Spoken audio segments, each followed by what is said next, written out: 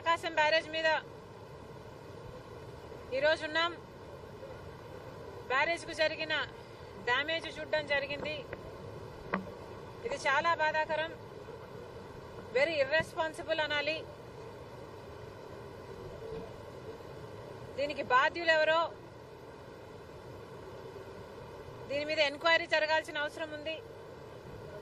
అసలు ఇలాంటివి మళ్లీ మళ్లీ జరగకుండా ఎందుకు కట్టడి చేయలేమో ప్రభుత్వాలు ఆలోచన చేయాలి. బికాస్ ఇంతకు ముందు కూడా ఇలాంటిదే జరిగింది అని వింటున్నాం.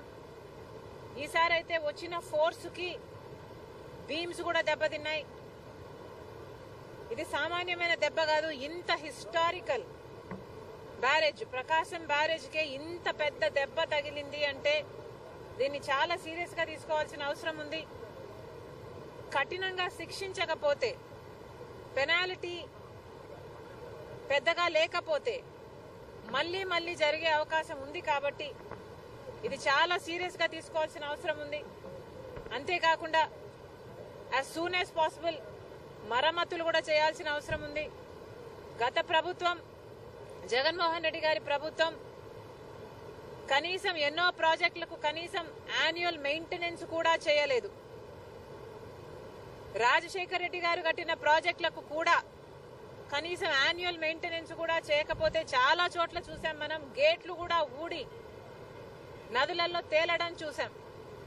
అలాంటి పరిస్థితులు రాకుండా ఈ ఒక్క బ్యారేజ్కే కాదు, మిగతా ప్రాజెక్టులన్నీ కూడా రాష్ట్రంలో ఎక్కడెక్కడ ఏమేం అవసరాలు ఉన్నాయో ముఖ్యమంత్రి దృష్టి పెట్టాల్సిన అవసరం ఉంది. వాటన్నిటినీ కూడా నివారించిన అవసరం ఉంది. మరొకసారి ఇంత వరద, ఇంత ఘోర విపత్తు వస్తుందని ఎవరమూ ఊహించలేదు.